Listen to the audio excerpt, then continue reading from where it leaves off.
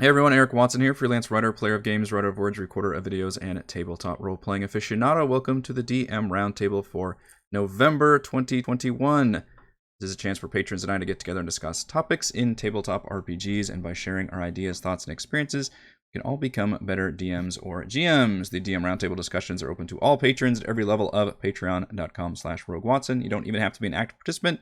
You can jump in here and lurk to your heart's content, and we are glad to have you.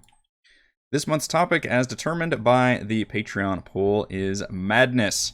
Although D&D is geared more towards epic fantasy than cosmic horror, madness is a narrative and mechanical tool that DMs can inflict upon the player characters, reflecting a particularly harsh environment, or a nasty enemy, or a personal trauma. How and when do we use short-term, long-term, indefinite, or other kinds of madness in our campaigns? Joining me this month's DM Roundtable, we have Stan. Hello. Kyle. Hello. Brandon. Hello. And a special guest. You may know her as... Shit, what's her character's names? Which one? Bryce's, Miri, Bray, Kales, or a DM of several of our one-shots, my amazing wife, Heather. Hi. No, you don't have to sleep on the couch now. Yes. So, by the way, if you're wondering where the October DM Roundtable is, we do not have one. So you are correct in skipping ahead to November if you're watching this after the fact. We already previously discussed horror on another DM Roundtable, so I want to specifically stick to madness. And as my wife is looking through right now, I have the book of the Dungeon Master's Guide. Please flip to the page of your book. Page 258 in the Dungeon Master's Guide is where they actually discuss the madness rules.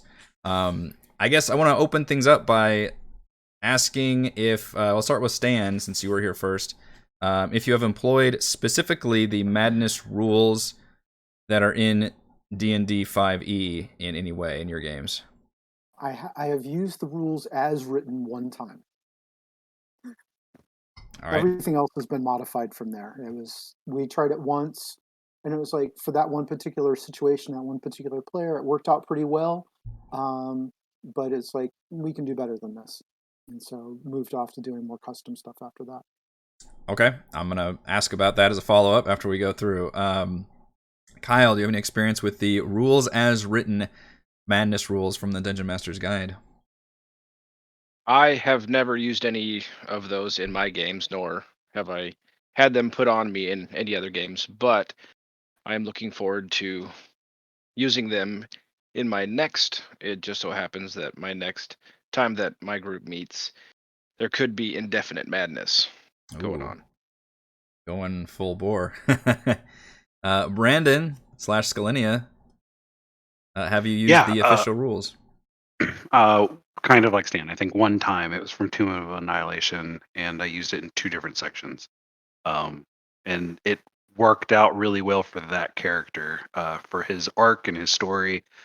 It made a big section of his game. Like, he's even talked about it later, that he didn't anticipate the things that ended up happening, and he liked the way that it ended up for his character. So, yeah, you and Stan had a similar response. Does that mean that you specifically, to you, Brandon, used like indefinite madness, something that was personal to that character, or you just inflicted like a status effect on them and they really liked that? Because it sounds like it's the former. So I did both. And I don't know how spoilery it becomes if this is a DM roundtable. Spoilers I'm assuming that we're talking to mostly DMs. Yeah. Yes. But we do like TOA, to highlight any specific campaign spoilers at the beginning. But yes, this should be obviously DMs or GMs only. Yeah. So in TOA, there's a section. I'll try to concisely tell his story arc. They had an NPC with them on their way to Omu, and due to poor spell usage, he ended up killing a pretty major NPC that was going to come online in Omu. And as a result of killing her, he tried to make amends with the faction she was associated with. And by making amends, it was that he had to go through the ritual that Chris's character Mannix went through. Yes. and that became the indefinite madness. The thing is it just kind of intensified a flaw that he already had. We rolled randomly. I like random rolls. I think it excites me and the players together. And his was the one that was, I'm the smartest, wisest, strongest, fastest, and most beautiful person I know. And he really tried to like emphasize a lot of those features after the fact, and that was really cool. The one section of short-term madness I ended up using was toward the end of that same scenario in the again, I don't know how spoilery I can be, but there's a fight just before the final fight, and there were mimic clones of them, and he happened to have one of them. Remorselessly, he killed that clone, and I decided, kind of spur of the moment, to make him roll on a madness table at that point, because he, in essence, killed a version of himself, and he ended up getting the one where you had to attack the nearest person to you for the next minute. So it helped me kind of use the characters like stuff for a little bit, because they had to defend against their own party member for a little bit just before another pretty big fight. So it was fun. I enjoyed the whole process, and it made me want to try to use those tables more. Turned your player into Gaston from Beauty Yeah, and the yeah, Beast. very much. He played into it too. Yeah. Oh, that sounds like the best thing ever. Like, I've already seen like 5 of these that I want to do. You're flipping through the book, yeah. It's funny how when we think of madness, you think specifically of like the Eldritch Horror, like you're just clawing your own face, you're just babbling or going insane. But the madness tables actually include just like interesting, hopefully, character. How am I trying to describe it? Like, well, you gave me madness in Tomb of Annihilation a couple times. Yeah, that one. Like where I had to constantly like sharpening my blade. Yeah, that's right. And it drove everyone crazy because I kept going chic, chic. Because Tomb has the Mad Monkey Mist, which is literally like rolling clouds of madness-inducing mist, which is hilariously fun for a DM to use. And that came into play, I think, several times. And that one, I believe, was long-term madness because it lasted for hours.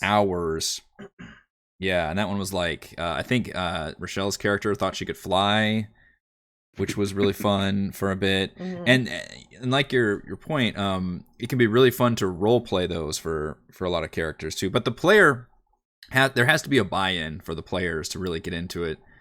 And to what I was saying earlier, like when we think of madness, we literally think of the like Eldritch Horror stuff, but really it's not. It's just kind of it's almost, a lot of these are just like quirky traits or flaws that are just kind of goofy.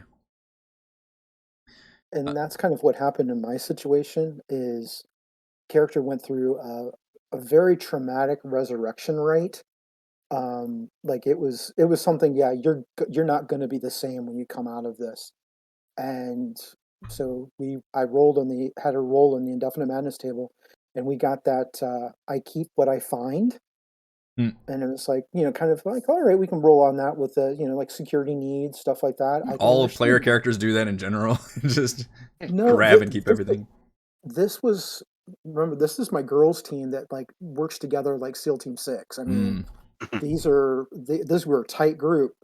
Problem is, she had the background of jeweler, so anytime the party found jewels, they just gave them to her anyways, because she was going to be the one to be able to sell them for top dollar. No one noticed that she had it.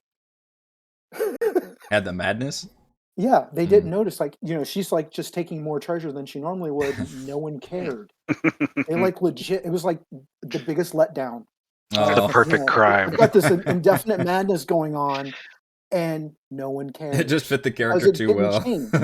Yeah, it's like, yeah, I can roll with that. Just move it from a 5 on the scale to a 7, and I'm good. So at that point, I'm going, I can do better than this, and that's when I left the charts.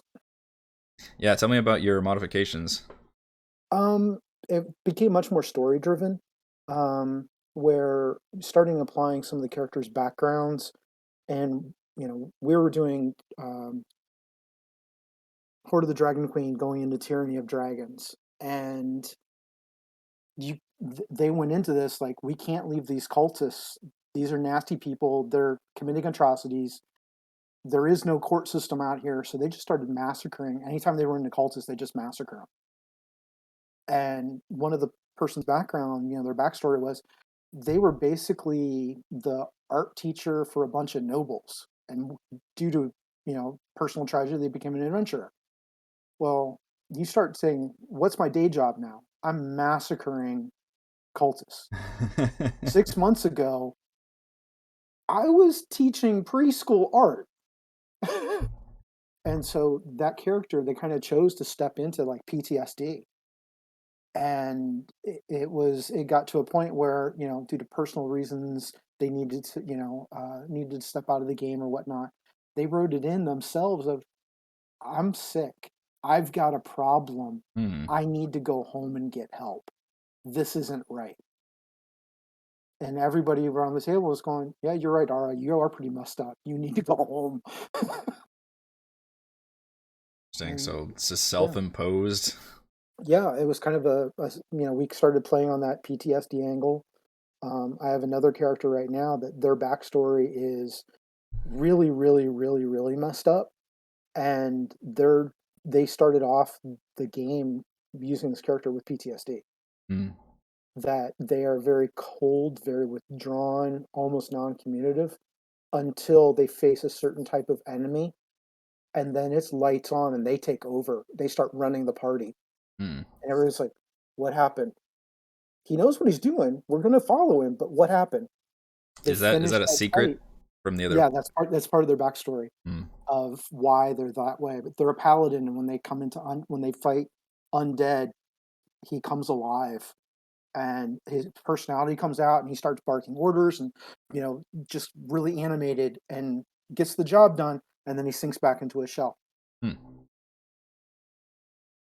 guess that is considered a madness in some ways. Should madness be used mechanically or narratively? This is for anybody. This is kind of a conundrum I'm running into. Is the group that I'm playing, there's only a few of them that like to get into character, and only a couple of them have given me a backstory so I can write them into the game, and the other ones are just there just to roll dice. And hey, I'm for that. So I run a whole bunch of encounters, and so I'm looking at for the Indefinite Madness, combining some of these, even some of the short-term ones, they're much heavier if they are indefinite, but because I'm trying to get like actions, and since they're not gonna role play it much, I'm trying to figure out what will engage them with this madness. Yeah, it seems like, judging by the book, that short term is literally designed to mess up combat encounters specifically. Like, they only last, is it minutes? Okay, which is basically a combat encounter. And they all do something that wouldn't, I think, matter outside of combat. With very specific, I guess you could be in a trap situation, like a door or something, or so you could be stunned, you could fall unconscious for a couple minutes, and that could still matter if you were in like a room filling up with water or something, for sure. But a lot of these are specifically like you're knocked out, or you're paralyzed, or you're frightened or incapacitated or whatever else during your turn, essentially. So short-term madness feels like specifically something you can inflict upon player characters as a penalty for witnessing something, or just whatever reason their morale's low or something. Yeah. Whereas long-term and indefinite are way more narrative focused, which is, those are the ones that require your players to buy into wanting to roleplay those effects. Indefinite is like straight up new character flaws. It's right. It's just a series of interesting like things that can, and it's those things that a character like what Brandon was saying, like they can either just roll with it and have a lot of fun with it, or you could very quickly forget about it. I think Chris's, because we talked about Mannix's transformation in Tomb of Annihilation, was supposed to have like an invisible friend or something, and I feel like we kind of forgot about that as of like the next session. And that it just kind of varies, it depends on the group and depends on if that was a thing at the forefront of, when we think about that character, if that ends up being a thing or not. So you win some, you lose some. And was that the same one that was the like buff unseen servant type? I can't remember. I think so. Yeah, that was a joke. From. Yeah, we made that joke about his unseen servant, and then I think when he selected his madness, I think he adopted the fact that like he talks to his unseen servant or something, or views it as his friend. But then I think we went into the mega dungeon, and I don't think he ever cast that spell again, or something happened where it just never came up. I think it was more we kind of made it more into a joke. The fact that George could see the unseen servant, so he could see that he was buff with the 6-pack and the tiny loincloth. So it was more the joke versus the remembering the madness. Mm-hmm. It's just kind of a gag. Yeah. Fair buns, dude. Fair buns. The long-term ones are an interesting compromise between narrative and mechanical. Which one do you want? The last one. I've discovered I really like killing people. I mean, that's most player characters, to be fair. I feel like Kaless already had that one. Because these do have some mechanical changes to them. You're blinded, which I think definitely happened to Rochelle's character like multiple times, I feel like, or was that that was a lingering injury, I think, actually. Mm-hmm. Yeah, you took her eyes out a couple times. Yeah. I mean, usually on sessions when she wasn't here. You lose the ability to speak. You fall unconscious for literally hours. You could be out for a whole like that's just not even fun. Guard something with intense revulsion. It's so a lot of these are. And by the way, I'm looking literally at the Dungeon Master's Guide, the Madness tables.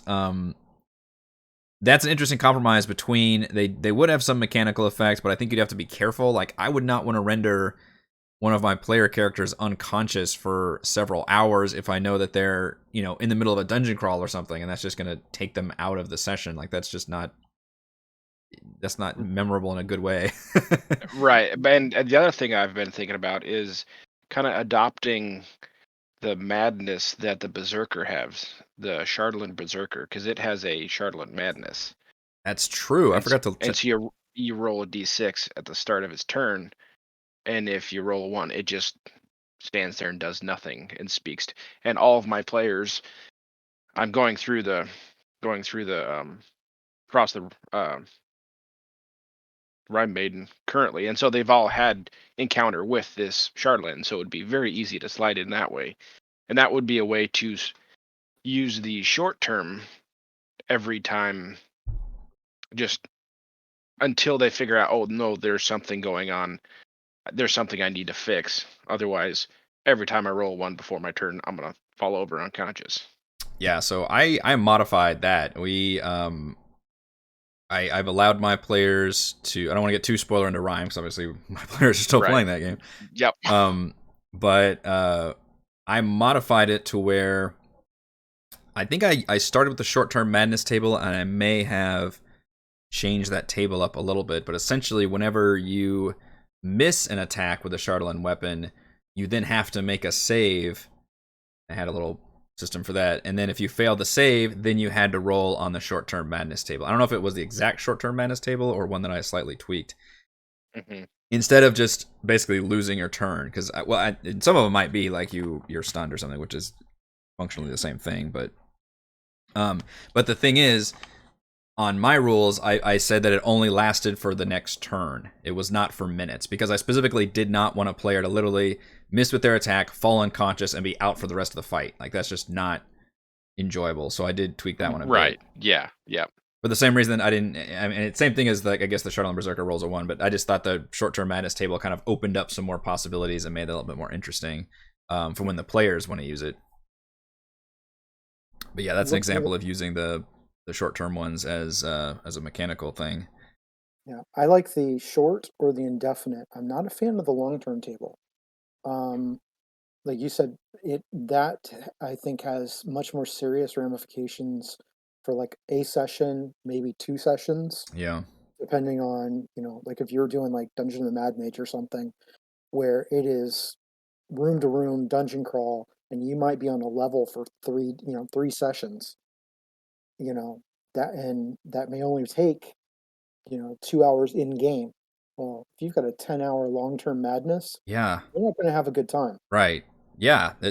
Because a lot of these, I mean, some of them are interesting. Like you basically become like, what is it, obsessive compulsive or vivid hallucinations. Like those could be very.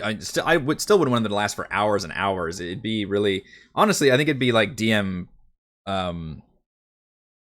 however long the DM wants it to last. Essentially, like whether it lasts that session or whatever else, but it needs to be not for potentially day. I mean, it's 1d10 times 10 hours. That could be 100 hours, right? Yeah, you're talking 4 days. Yeah, 4 fucking days. So if you're traveling over land, it doesn't fucking matter. But if you're, like I said, if you're in the middle of a dungeon, like you're running on seconds and minutes, so it's gonna be a bad time if you're fucking blinded that whole time. Or literally, one of them is you fall unconscious. Your character's unconscious, and specifically says no amount of jostling or damage can wake the character. So you're just fucking done for potentially days. That is not enjoyable in And any imagine if way. it's your Goliath. Your Goliath barbarian is now unconscious for days. Yeah. You want to carry that around? Yeah. No. Or your spellcaster loses the ability to speak. You no longer have a spellcaster. Yeah, Well, exactly. not In some sense. necessarily. I mean, Well, Spells, the spellcasting only is things that work. Right, verbal, yep. somatic, and Right. yes. The big you lose out at the big ones. Yeah, the pretty ones. Yeah, that one's pretty nasty. I would be very careful about running the long-term madness table as is without either very much modifications or be it like, all right, it's 1 hour like max. See, like to me when or I'm cured on a reading long this, rest. like with some modifications, these would be great intros into like a one shot. Yeah. Your character has this. Yeah. And you're just going into a one shot. I think that's actually a great idea to use different some of these or the indefinite ones too. Yeah, like the lucky charm. You have to be within 30 feet of it, or you have disadvantage on your attack rolls, ability checks, all that. Just a random item. Yeah, it could be like some pebble. Yeah. Just something crazy. Mm-hmm. Or that one's fun if it's another character. Exactly. Just stick close to them. Like, Now, the I love original these question was about mechanical versus narrative effects, and I think it's like most things in D&D is that it's really both combined, right? Like the regular conversation of how mechanically it's used to tell a narrative story. I think all of us know that, but that's the fun part, right? It's weaving those things, and I like I had mentioned earlier, I like rolling on the tables. I like the randomness of it to improvise the scenario. While we've been sitting here talking, I was wondering if there's a way to use these madness tables in place of some of the exhaustion problems, right? Exhaustion was one of the conversations that you guys have had a while back. Yeah. And I'm trying to figure out if it's too aggressive, right? The unconscious one, that's too aggressive for an exhaustion thing. But the lucky charm thing, or just like a quirk that instead of a disadvantage on all ability checks, maybe you just have the one that's on the strength and dexterity ones. That you can maybe try to use those for exhaustion situations as the long-term madness and maybe make them more effective than just but it goes back into that fiat, right? The DM fiat. You have to be able to decide, hey, these make sense to do it in this situation and these don't. So right. On to something. Figuring out a way to peaceably merge both the madness and exhaustion. Exhaustion is just honestly but if you add that little bit of a it's got flavor level, yeah that flavor, yeah. that okay, you might not get disadvantage, but now you can't be like 30 feet away from someone's pants. From someone's pants. I swear, officer, I can't be 30 feet away from these. That's how restraining orders get written. That's right. It sounds like madness could be the lingering injury for all your mental stuff. Oh, that'd be cool. Because right now we use the lingering injuries for going down to 0 hit points, and then it affects you physically in some way. So your arm is broken, or you're missing an eye, or you've got physical head trauma. I would say instead of that concussion, you're starting to roll on madness tables. Yeah. Got Frey. Hang on, I don't know if I like this now. You weren't more barbarian, like seeing double and all this stuff. That would be great. I got 2 axes, 1 for the both of yous. So I get to attack 4 times? No, you think you There do, you go. but you're really just drooling into the snow. I mean, with my character, that's a given. Mm-hmm. Yeah, that could be more. Exhaustion's a separate topic, but madness has the potential to be more interesting because the players could have fun with it if it's the right table. I think short-term madness is a pretty effective table when it comes to just having some kind of punishing, like paralyzing effect on the player. And I think the indefinite one is a good way of just inserting another flaw. Although honestly, I think we could all come up with probably a D100 list of like interesting flaws to bestow upon player characters. Long term, you could probably pick and choose some of the ones out of there, but you'd probably just treat it as the short-term madness table. Probably definite madness flaws. The characters as your campaign is like going, because a lot of these campaigns last for months and months as your character evolves. Think of the craziness, the things like this top one, like being drunk keeps me sane. I go right to Celeste with the fact she now starts drinking. Yeah. And so it's like one of those that could be very cohesive and organic, that now you have a new flaw and they don't know it comes from a madness table, but it's now their new flaw. Yeah. Well, Celeste would be an example of a self-imposed. Yeah. That's true. And it doesn't have any kind of mechanical thing saddled with it. It doesn't, like, because I think about if a video game, if I literally took the flaw, like, being drunk keeps me sane, then it'd be saddled with some kind of mechanical thing where it'd be like, oh, you have to drink, you have to click use on 1 bottle of alcohol every couple hours, or you have these debuffs or something. You have options now, Eric. Yes. But what I think what we're saying is, like, narratively, you don't really have to do that. You can just have fun with it and just do the narrative thing, and your players will be into it if they want to be into it, in a way that they might not be into it if it came with all of that mechanical baggage on top of it. We already have enough. Yeah. that's also a good point. Yeah, I don't know if you wanted an extra thing, because that's kind of what the lingering injuries are, right? It's an extra thing you have to keep up with, like, oh wait, do I have disadvantage on this because I've got an actual broken leg this whole time, or whatever else. I'm pretty sure I'm still having a concussion, and I've never rolled Just disadvantage because I never pass the call. Yeah, that can be hard to keep track of, especially when it happens like literally real life, like months and months ago too.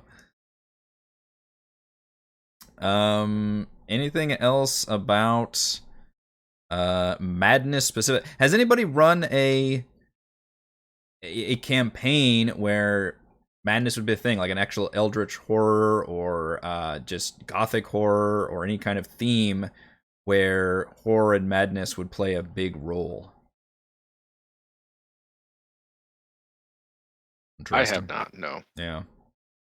Been all high fantasies or epic fantasies. No Curse of Strahds? Who's played Curse of Strahd? It's a popular one. Actually, this is my first lengthy campaign I've ever DM'd. And I think, well, I don't want to spoil it too much, but Rime of the Frostmaiden can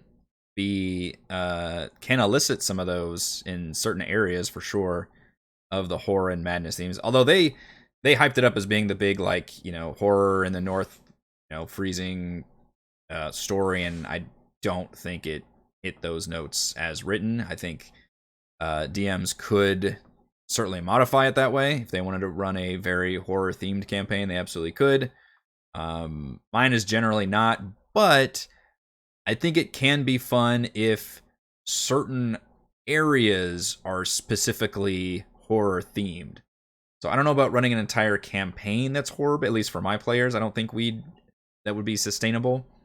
But I could see us, running a campaign, and then you get into a haunted house dungeon, basically, with like a creepy backstory and scenario, or a haunted forest or something. So I could see running like several linked sessions together that would do that kind of thing. And then I would absolutely look at, madness, and I assume nobody here has done like the sanity point system thing then, because that's also included on page 265 of your Dungeon Master's Guide.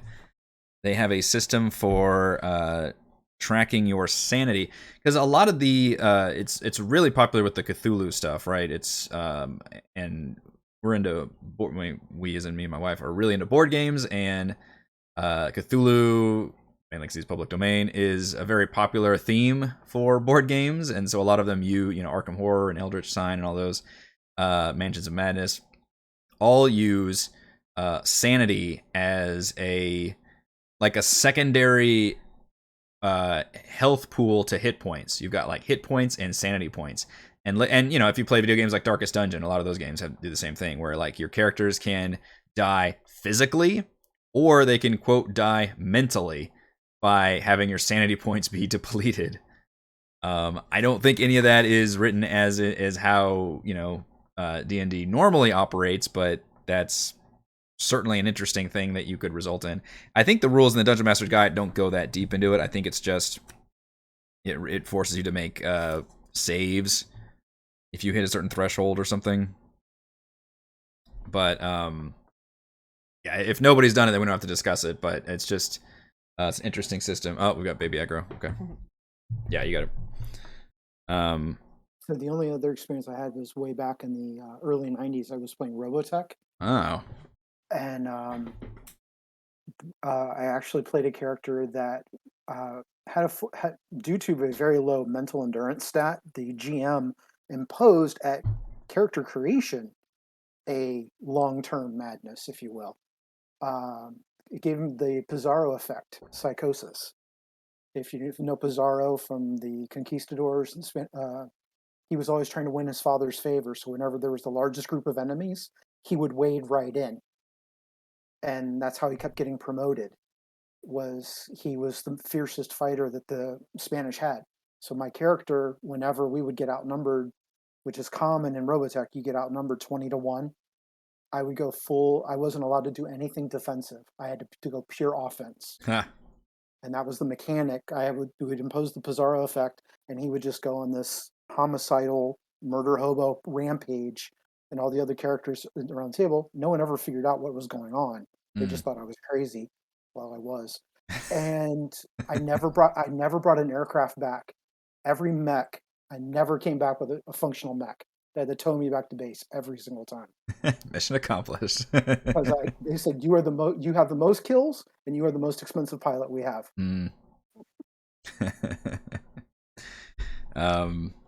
Any final thoughts about using madness, whether mechanically or narratively or both, in our D&D campaigns? We're going to start with Brandon. I think it can definitely be used in the right situations, but it does take player buy-in to make it effective. And I know there's a lot of times you can throw things at players that hit, and some things just don't. But yeah, I definitely think there's a time and place to use madness.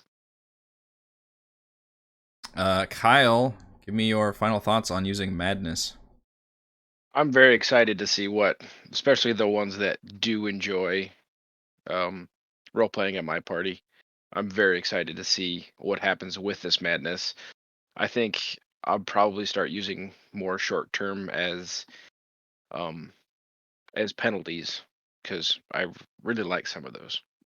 Yeah, I think it can be pretty enjoyable, and I hope the longer ones work out for you. I don't know if the if we would say the general advice is to just roll randomly and roll with it, maybe your players enjoy that, or try and suss out maybe what their, what would make sense for their player characters and use that. That's ultimately going to be a decision that you'll have to make. But I know a lot of folks like rolling, those random tables. Right. I'm definitely going to mess with those tables to fit my players so that they have a better chance of fitting them. There you go. Stan, final thoughts on using Madness? Kind of going, introducing a little bit of a new slant, but also be careful what you do at your table. Kind of like your session 0 rules. Not everybody's going to be cool with this. It can work. It can make for some great story, but you can also hit some trigger points with some people too around your table. So just like anything else, use it with caution. That's an excellent point. Like, mental trauma is no fucking joke. We never want to make light of that. Always make sure your characters are on board with whatever you're doing. Make sure you're not broaching any subjects or topics or anything that the entire party isn't comfortable with. That should go without saying, but it is important to say that. So make sure it's all acceptable to use, because a lot of the stuff, some of it can be fun, quirky stuff, and other times it's very serious and dark stuff. And sometimes players do want to explore the serious, dark stuff. And, if everybody's consenting to it and mature about it, then you can certainly go there. Or, which is more my table, we can just, joke around and have fun with goofy, weird quirks and stuff too. And that could be a really fun way to play D&D. I think that will do it for this month's DM Roundtable. Thank you to Stan, Kyle, Brandon, and special guest Heather, who unfortunately just had to step away to take care of our youngest. And thank you to all the wonderful patrons. Shout out to Platinum patrons: Joe, Will, Tiny Dancer, Christopher, Thomas, Adam, Stan, Alex, Cam, William, I'm Loud, and Lackland Baird. And Gold patrons: RPG Papercrafts, Pretty Boy, and Yuma, Marcus, Dead Lizard Lounge, Sam, Ross, Lumpy Spuds, Jerome, Scalinia, Nick, Blood Angel, Ronus, Bamboo Baboon, Nathan, Fast Like a Tortoise, James, and Kyle. I am Eric, and I hope to see you all again for next month's DM Roundtable discussion. Thank you. This was fun. Yes, indeed. Yeah.